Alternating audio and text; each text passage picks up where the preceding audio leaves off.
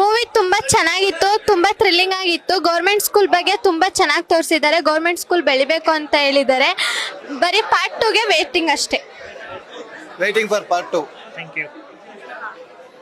ಚೆನ್ನಾಗಿದೆ.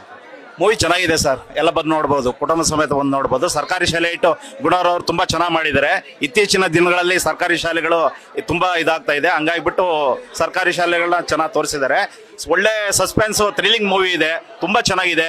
ಇವ್ರು ನೋಡಿದ್ರೆ ಇದೇ ಫಸ್ಟ್ ಮೂವಿ ಅಂತ ಅನ್ಸ್ತಾನೆ ಇಲ್ಲ, ತುಂಬಾ ಚೆನ್ನಾಗಿ ಮಾಡಿದ್ದಾರೆ. ಎಲ್ಲರೂ ಬಂದು ನೋಡಿ, ಕುಟುಂಬ ಸಮೇತ ನೋಡಿ ಅಂತ ಹೇಳ್ತೀನಿ. ಸರ್ಕಾರಿ ಶಾಲೆಯಲ್ಲಿ ಓದಬೇಕಂದ್ರೆ ಬಂದು ಮೂವಿ ನೋಡಬೇಕು.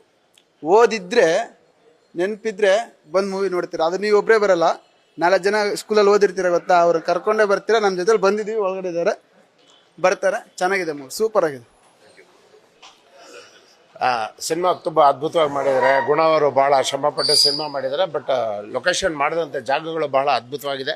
ನಾವು ಸಾಕಷ್ಟು ಪ್ರೊಫೆಷನಲ್ ಆರ್ಟಿಸ್ಟ್ಗಳ ಜೊತೆ, ದೊಡ್ಡ ದೊಡ್ಡ ಹೀರೋಗಳ ಜೊತೆ ಎಲ್ಲ ನಾನು ಆ್ಯಕ್ಟ್ ಮಾಡಿದ್ದೀನಿ. ಬಟ್ ಫಸ್ಟ್ ಟೈಮ್ ಗುಣ ಅವರು ಹೊಸ ಆ್ಯಕ್ಟ್ರ್ ಅಂತ ಹೊಸದಾಗಿ ಸಿನಿಮಾ, ಮೊದಲನೇ ಸಿನಿಮಾ ಅಂತ ಹೇಳಕ್ಕೆ ಬರೋದಿಲ್ಲ, ಅಷ್ಟು ನ್ಯಾಚುರಲ್ ಆಗಿ ಮಾಡಿದ್ದಾರೆ. And beautiful combination. ಮೇಡಮ್ ಕೂಡ ಅಷ್ಟೇ ತುಂಬ ಅದ್ಭುತವಾಗಿದೆ. ಸಿನಿಮಾಗೆ ಯಾರೇ ಕುತ್ಕೊಂಡು ನೋಡಿದ್ರು, ಟೋಟಲಿ ಫ್ಯಾಮಿಲಿ ಕುತ್ಕೊಂಡು ನೋಡ್ಬೋದು. ತುಂಬ ಅದ್ಭುತವಾಗಿ ಅಭಿನಯ ಮಾಡಿದ್ದಾರೆ. ಬಟ್ ಒಳ್ಳೊಳ್ಳೆ ಪ್ರೊಫೆಷನಲ್ ಆರ್ಟಿಸ್ಟ್ ಹಾಕ್ಕೊಂಡು ಸಿನಿಮಾ ಮಾಡಿದ್ದಾರೆ. ಎಲ್ಲೂ ನಿಮಗೆ ಸಿನಿಮಾ ಬೋರೇ ಅನಿಸೋದಿಲ್ಲ. ಇಡೀ ಸಿನಿಮಾ ನೆಕ್ಸ್ಟ್ ಏನಾಗುತ್ತೆ, ನೆಕ್ಸ್ಟ್ ಒಂದು ಕ್ಯೂರಿಯಾಸಿಟಿನಲ್ಲಿ ಸಿನಿಮಾ ಅಪ್ ಟು ಎಂಡಿಂಗ್ ತನಕ ತೊಗೊಂಡ್ಬಂದಿದ್ದಾರೆ. ಸರ್ಕಾರಿ ಶಾಲೆ ಬಗ್ಗೆ ಒಂದು ಒಳ್ಳೆ ಕನ್ಸರ್ನ್ ಇದೆ. ಯಾಕಂದರೆ ಇವತ್ತು ಕನ್ನಡ ಮತ್ತು ಸರ್ಕಾರಿ ಶಾಲೆಗಳು ಎರಡಕ್ಕೂ ತೊಂದರೆ ಇದೆ ನಮ್ಮ ಕರ್ನಾಟಕದಲ್ಲೇ. ಕನ್ನಡ ಬೆಳಿಬೇಕು, ಕನ್ನಡ ಉಳಿಸ್ಬೇಕು, ಕರ್ನಾಟಕದಲ್ಲಿ ಕನ್ನಡ ಶಾಲೆಗಳನ್ನ ಬೆಳೆಸಬೇಕು, ಉಳಿಸ್ಬೇಕು ಅನ್ನೋ ಒಂದು ನಿಟ್ಟಿನಲ್ಲಿ ಒಂದು ಹೋರಾಟ ಮಾಡ್ತಾರೆ. ಸಿನಿಮಾಲ್ಲಿ ಅಷ್ಟು ಕೊಟ್ಟು ಒಂದು ಸಣ್ಣ ಮೆಸೇಜ್ ಇಟ್ಟಿದ್ದಾರೆ.